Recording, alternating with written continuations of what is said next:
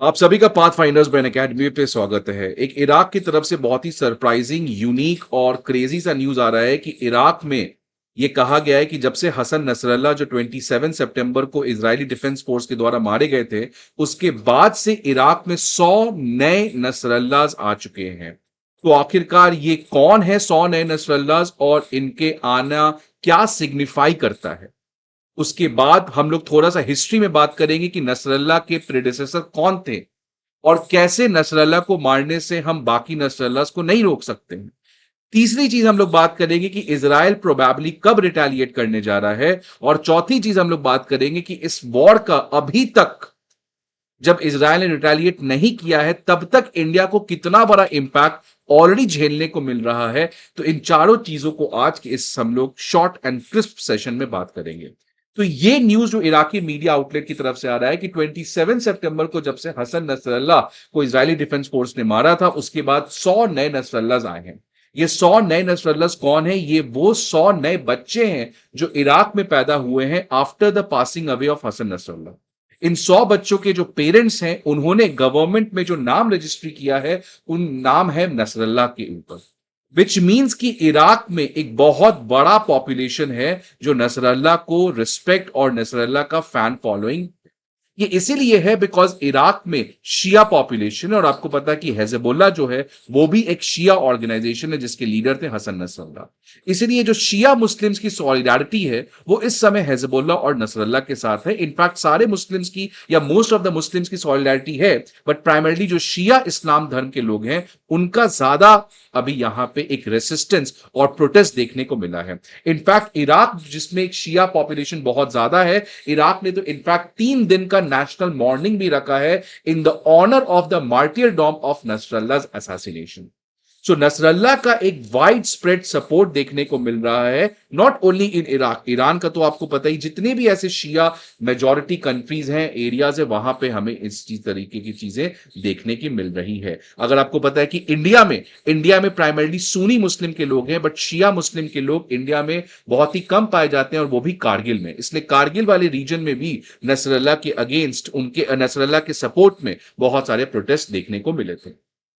आपको पता है कि अनअकैडमी आईएएस का चौथा ऑफलाइन ब्रांच पटना में स्टार्ट हो चुका है। न्यू दिल्ली के करोल बाग में इंग्लिश मीडियम के बैचेस 24 अक्टूबर, मुखर्जी नगर में हिंदी मीडियम के बैचेस 21 अक्टूबर और प्रयागराज में हिंदी इंग्लिश दोनों मीडियम्स के बैचेस इन स्पेसिफिक डेट्स को स्टार्ट होने जा रहे हैं। आपको पता है कि अनअकैडमी आईएएस जीएस कोर्स के अलावा CSAT, essay writing, comprehensive current affairs, full test series और ऑप्शनल कोर्स को भी प्रोवाइड करता है। ये सारे इंफॉर्मेशन के लिए आपको हमारे ऑफलाइन ब्रांचेस पे विजिट करना होगा, या नहीं तो आप हमारे ऐप को डाउनलोड कर सकते हैं जहां पे आपको ये सारे इंफॉर्मेशन प्रोवाइड किए जाएंगे। अब अगर नसरल्ला के पहले की बात करें, अभी तो ये समझ में आ गया कि नसरल्ला के जाने के बाद 100 नए नसरल्लाज हैं, बट नसरल्ला के पहले कौन थे? तो हिजबुल्लाह के एक बहुत इंपॉर्टेंट लीडर अब्बास अल मुसावी, जिनका 1992 को असैसिनेट कर दिया गया था। ये वही लीडर थे जब लेबनान झेल रहा था इजराइल का ग्राउंड इन्वेजन। उस समय हिजबुल्लाह का गठन हुआ और उस समय हिजबुल्लाह के ये बहुत इंपॉर्टेंट लीडर थे। इनके असैसिनेशन के बाद ये लगा कि हिजबुल्लाह खत्म हो जाएगा बिकॉज उनका जो सबसे बड़ा लीडर है वही अब असैसिनेट हो चुका है। लेकिन इसके बाद पिक्चर में आते हैं हसन नसरल्ला, जिन्होंने हिजबुल्लाह को एक और स्ट्रॉन्ग मिलिटेंट रेसिस्टेंट ऑर्गेनाइजेशन बनाया और ज्यादा रिस्पेक्टेबल फिगर बने among the Islamic community. Which shows कि जो लोग ये सवाल उठा रहे थे कि हिजबुल्लाह खत्म हो जाएगा, वो ऐसा नहीं हुआ। इनफैक्ट एक नए लीडर आए जिन्होंने हिजबुल्लाह को और ज्यादा एग्रेसिव या और ज्यादा आगे बढ़ाया। और इनफैक्ट नसरल्ला तो इतने ज्यादा रिस्पेक्टेड है कि उनको एक सैयद का टाइटल भी दिया जाता है, इसलिए उनका नाम सैयद हसन नसरल्ला भी बहुत लोग कहते हैं। अब इसलिए आप देख सकते हो कि जब से नसरल्ला को मारा गया है बाय इजरायली डिफेंस फोर्स, दुनिया भर में इस तरीके के प्रोटेस्ट्स हमें देखने को मिले हैं। और एक सरप्राइजिंगली आयतुल्ला अली खामीनी का जो फ्राइडे प्रेयर का स्पीच था, उसमें वो इनफैक्ट बहुत इमोशनल भी हो गए थे। एक तो आयतुल्ला अभी ऑलरेडी बहुत ही सीक्रेटिव लोकेशन पे हैं, पब्लिक डिसिप्लिन कम है, बट इनका सामने आना और एक इमोशनल स्पीच बताना, ये बताता है कि नसरल्ला के अगेंस्ट सॉलिडारिटी है वो बहुत ज्यादा दिखते हुए नजर आ रहा है इस समय शिया मुस्लिम कंट्री का।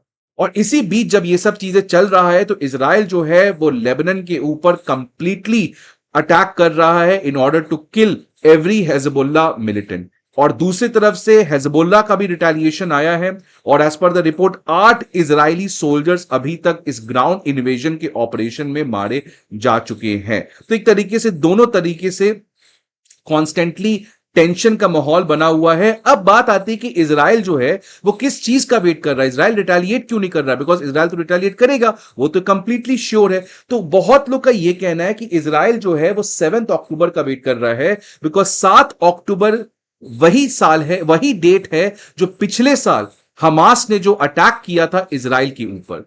तो 1 साल पूरा होने जा रहा है, आज 5 तारीख हो चुका है 2 दिन में, और उसी 7 तारीख को इजराइल का एक बहुत बड़ा रिटेलिएशन ईरान की तरफ से ईरान के अगेंस्ट आ सकता है। अब इंडिया के ऊपर अगर इसका हम इंपैक्ट देखें तो अभी तक तो एक बहुत सिग्निफिकेंट इंपैक्ट ऑलरेडी हो चुका है। स्टॉक मार्केट हमारा एक तरीके से क्रैश कर चुका है। आप देख सकते हैं लास्ट वीक लगभग 4000 पॉइंट से सेंसेक्स गिर चुका है और इन्वेस्टर्स का 11 लाख करोड़ पैसा ऑलरेडी लॉस हो चुका है। दूसरी तरफ ऑयल प्राइसेस जो है वो कॉन्स्टेंटली बढ़ रहे हैं और आपको पता है कि इंडिया का जो एक ऑलरेडी करंट अकाउंट डेफिसिट एक बहुत बड़ी समस्या है, वो रिसेंट टाइम्स में और बढ़ी है। तो अगर ऑयल का प्राइसेस और बढ़ेगा तो हमारे करंट अकाउंट डेफिसिट पे और प्रेशर आने वाला जा सकता है, जिसकी वजह से इंडियन इकोनॉमी पे थोड़ा सा इंपैक्ट देखने को नजर आ रहा है। आप बताइए कि कैसे हम पीस को लाए, कैसे इस चीज को रोके, क्या सॉल्यूशन है? क्या नसरल्ला को मारने से ये सब चीजें खत्म हो जाएगी? क्या इजराइल की सिक्योरिटी को गारंटी करने का कोई प्रोबेबिलिटी है कि अब इजराइल जिस तरीके से हिजबुल्लाह को खत्म कर रहा है, मान लीजिए ईरान के ऊपर रिटेलिएट करे, हमास को खत्म कर दे, बट क्या उसके बाद भी इजराइल की सिक्योरिटी की गारंटी की जा सकती है, या किस तरीके से इस पूरे कॉम्प्लेक्स इशू को हम रिजॉल्व कर सकते हैं? सो आप अपने व्यू को जरूर कमेंट बॉक्स में बताएं। आई होप आपको वीडियो अच्छा लगे तो लाइक करिएगा। See you again in the next video. Till then goodbye, take care and best wishes.